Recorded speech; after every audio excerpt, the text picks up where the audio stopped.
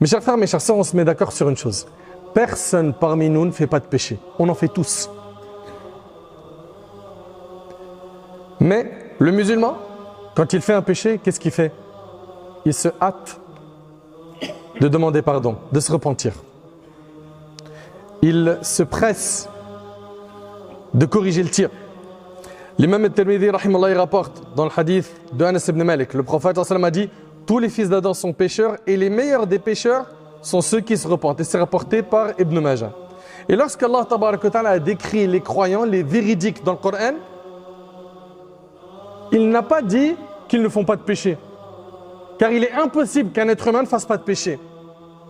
Mais les croyants, ils ont comme qualité que lorsqu'ils font un péché, tout de suite, ils cherchent à se racheter auprès d'Allah. Ils demandent pardon pour leurs fautes. Ils se repentent de leurs péchés.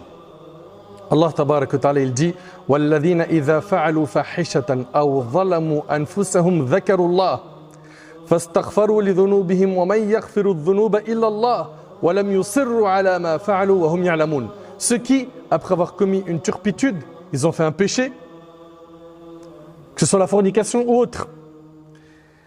Ceux qui, après avoir commis une turpitude et s'être fait tort à eux-mêmes, se souviennent d'Allah. Les croyants, quand ils font un péché, ils se rappellent Allah. J'ai désobéi à Allah, à mon maître. Demandent pardon de leurs péchés. Et qui pardonne les péchés si ce n'est Allah, et ne persiste pas sur ce qu'ils ont commis alors qu'ils savent. Voilà comment doit être le croyant. Tu n'es pas à l'abri de faire un péché. Le croyant, il fait des péchés. Mais quand il fait un péché, il doit se rappeler d'Allah subhanahu wa ta'ala. Et il doit demander pardon pour son péché. Et il ne persiste pas dans le péché qu'il a fait. Voilà ce qu'Allah tabarak wa ta'ala nous dit ici dans le Coran. Rappelez-vous de la menace du hadith, malheur à ceux qui persistent à commettre le péché en connaissance de cause. Et vous savez, le fait de multiplier les petits péchés les transforme en grands péchés.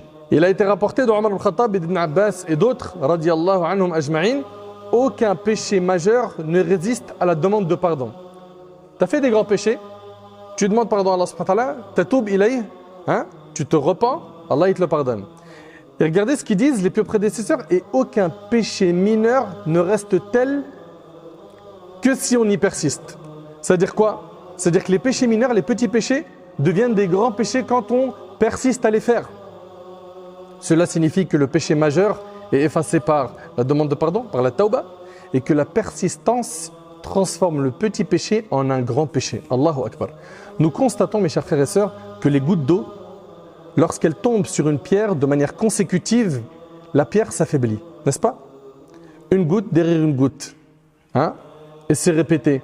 À la fin, la pierre qui reçoit ces gouttes, elle s'affaiblit. Il en est de même avec le peu de péché répété, cela nuit au cœur et le noircit. Comprenez-le. Le fait de commettre le même petit péché de façon répétée, sans s'en repentir, en fait un grand péché. Donc ce qui entraîne menace de sanctions dans l'au-delà. Mes chers frères et sœurs, la personne qui persiste dans le péché est une personne qui, écoutez bien, manque de considération vers Allah subhanahu wa ta'ala. C'est une personne qui n'a pas estimé Allah à sa juste valeur. Et ça, wallahi, c'est terrible. Allah tabarak wa ta'ala lui cache ses péchés. Allah subhanahu wa ta'ala continue à lui donner de ses bienfaits alors qu'il est désobéissant.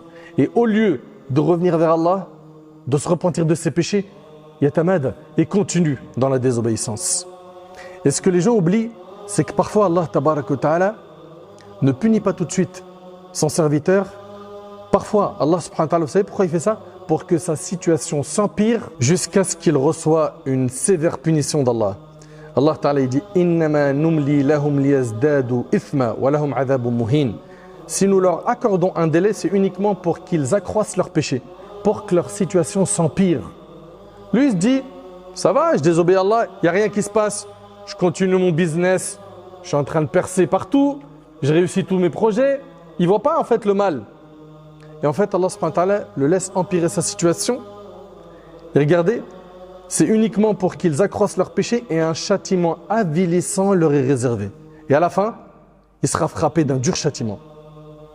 Donc faites attention.